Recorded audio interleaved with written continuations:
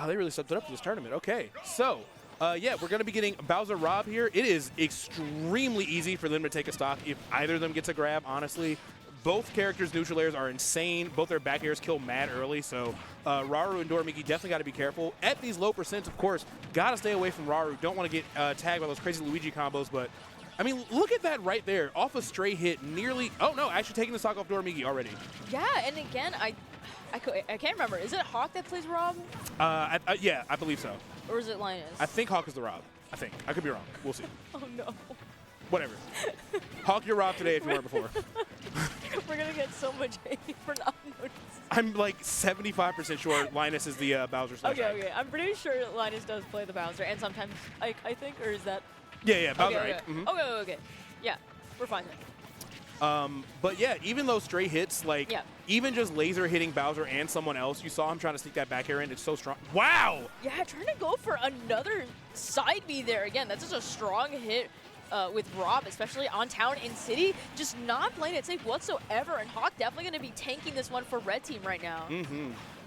Yeah, and even right there, you saw Linus like, I could maybe try to interfere with this down B. I don't know if I'm making it any better, but even just off that back throw, neutral air back air was coming, and it also would have been off the town and city platform, so could have been a stock right there. Yeah, red team playing great, still up a stock here. Hawk doing a great job of just stock tanking. And you'd really think with characters like Luigi and like Min that Bowser would be getting bullied a lot, but no, he's really just holding his own out there.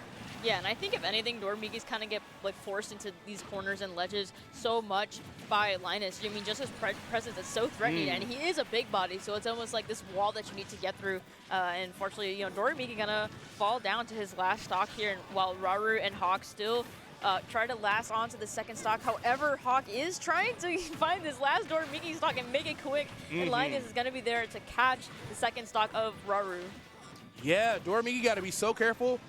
Skip was telling me that one of his favorite things about Doramigi is how willing he is to go off stage, to go for those drop zone nairs and fairs and force the issue. We just saw it right there, almost killing Rob in that reversal. Might have it right now if we see either a Megawatt or like a Dragon's Breath or something. But yeah, blue team down one stock here.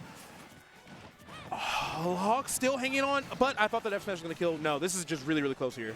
Yeah, and now we're seeing this whole like table turning momentum here where blue team now has stage control because of Doramigi. It was quite literally Doramigi, as we saw like Raru just kind of like sitting back, not doing anything, while Doramigi ledge trapped so much and had so much ledge pressure here. And even from high air as well, we're just seeing a quick turnaround from blue team. Yeah, we really are. Like Doramigi completely took control of the game. You would say that Doramigi was the one getting hit by the most stuff, getting edge guarded, was like the person you think maybe I need to protect him, but Doramigi is #1 in the world right now, and these kind of moments are why. I mean, edge guarding two characters by yourself safely is no easy feat. Even if it is, you know, oh, Min can just blah, blah, blah. No, that is still very hard to do. So, yeah, Raru and Dora are going to take that game one, really snatching a lot of momentum away from Hawk and Linus there. It's almost like Raru and Doramigi benefited a lot from almost traversing like together, almost like a pillar, if you know what I mean, and just kind of like go across the stage, like pushing both Hawk and Linus off stage. That's where they benefited so much, and how Hawk and Linus ended up in that position, because then they just ended up getting ledge trapped and ledge pressure from like half across the stage from Doramigi's arms. So like that's cool, I guess. Yeah, that was – I definitely think you're right. They need to stay together, and they need to not let – because honestly, Luigi and Min are both pretty susceptible to getting edge-guarded. But yeah, they really had to pull through there. I definitely think that Hawk and Linus still have a lot to show us here, because they did lose that as far as like on a comeback. But, wow, yeah, really, really great first game there. Yeah. I honestly do feel like Luigi and Min are also standalone characters that could have that survivability in doubles. I feel it's a little harder for Doramigi because there's almost like that babysit factor that you mentioned earlier in our sets.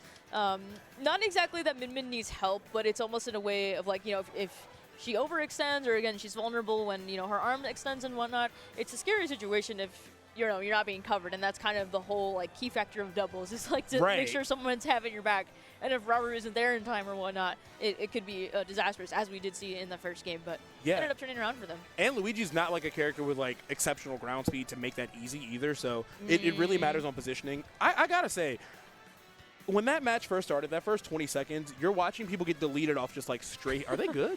You're watching people just get deleted off of stray hits, just because like. any stray hit leading to Bowser or Rob can lead to either side B or back air, and I've watched it just destroy people. Actually, I'm pretty sure they were at Afterburner popping off pretty hard, I think. So I'm not too surprised here, but yeah, I think they just need to find some kind of way to just kind of handle Min Min a little bit better. Like maybe even if they're not able to set up for like the full combos, just throwing her and keeping her mid-air, just keeping her busy, not letting her like control the corner and control the offstage like that would be like a huge boon for them.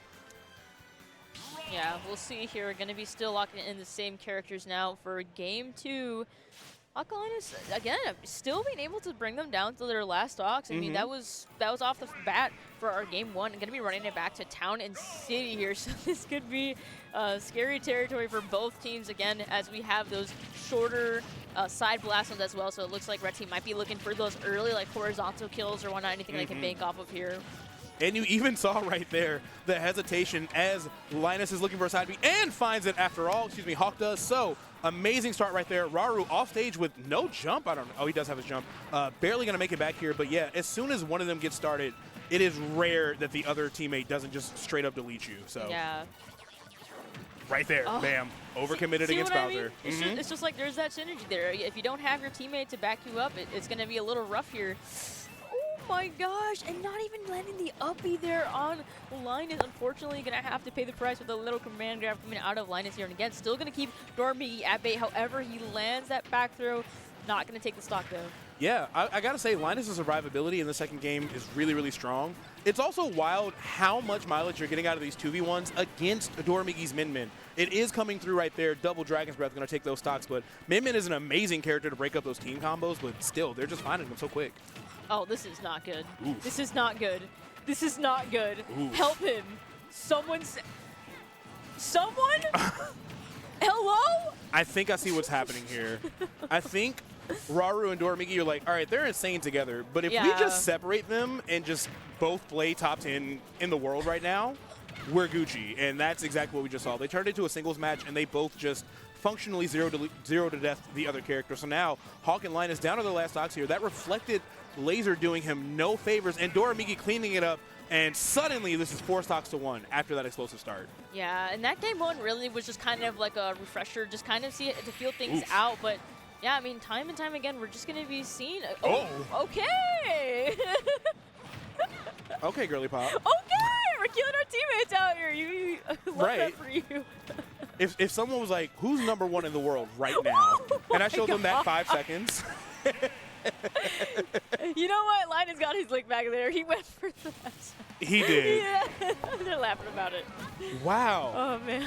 What a set. I mean, super explosive plays from both sides, but I think as soon as they got separated and they were both just dominating them separately in that way, just getting 2 simultaneous 0 deaths, I don't really know how you take that momentum back from them. Like, obviously, we know how scared they are when they're, like, within half screen of each other, but they said, well, we'll just play singles for a second, and it worked out fantastic. So shout-outs to Raru and Doramigi. That was really, really good. They also switched positions because while Doramigi was getting targeted by Linus, Raru ended up facing off Linus a lot, and we saw just like the heavy combo play from Raru, getting so many aerials in and getting tilts in and whatnot, while Doramigi was facing off Rob, and we just saw them thrive that much more because they're like, okay, well, we can just kind of match up, check them and switch on them and be like, okay, well, now I'm gonna play the other opponent because why not? What's just gonna stop me? And here's the thing: while the Luigi obviously got grabbed at 0, you know, pick a god and pray combo was happening. Yeah. Doramigi's in such a good spot because Doramigi was racking up damage not because of like one super long consistent combo, but just if you're Rob and you see your teammate in that, you're like, I have to do something to break this up. And if you're not giving Min Min 100% of your attention, it's just going to keep resetting and sending you out over and over and over again. So, yeah, they really, really handled that well. Game 1 was close. Game 2 was not. So, Linus and Hawk, unfortunately, going to be going down the loser side here. But to take a look at the people that have qualified for our top 8, we now, of course, have Raru and Doramigi. Light and Ouch took it 2-1 over Akala Zachary. Yeah, I think they did show that on mainstream. So nice. If you're watching mainstream and side stream. So now we know that Light and Ouch are there. Lol, Yoshi, and Anin took it 2-0 over Gaga and Phantom. I'm not surprised by that. And then Hurt Mia versus Char and Zog. So that was all the winners qualifiers for top 8. Taking a look down here at losers. Losers was running a little behind, but I think they're catching up. Oh, cool. I see Anathema and Wanpi took it over Brujo and Toon. They've made it all the way up to losers round 4. They're going to be fighting Hawk Linus. Char and Zog are going to be fighting Osh9 and Spritzy. More brawler. Then the next qualifying match for losers top 8 is going to be Akala Zachary versus Danny Dice. That's going to be hype. Wow, there's a lot of good matches. Yeah, I'd love to have that set, honestly. And then K-Flock Zamba versus Louis Karama. First of all, bar. Second, I really want that set. Hit it over. That was actually no Action Bronson right there. K-Flock and Zamba, Louis and Karama. I didn't mean to do that. I'm sorry. Stream. But yeah, we got some really great matches potentially coming. I feel like everything left in this bracket is going to be a banger at this point. So, yeah, all of it seems good, honestly. I would be satisfied with either set we got. We just have so much talent. A lot of Midwest names that I'm seeing Tri-State as well. And again, we have that international talent coming from Japan as well, sticking it out, trying to make it a top 8. And we already have some Japan in top 8 already, so we'll see how much farther they can go. Yeah, big ups to Light and Ouch for being able to beat Akala Zachary. That sounds, I mean, we just saw them play earlier. They're obviously super good, but yeah. Wow, I mean, Fox is such a fragile character in teams, very strong, but there's so much that can go wrong there, and of course Zachary has like a myriad of characters he can go. If it was still Game & Watch, if they did that against Game & Watch Steve, then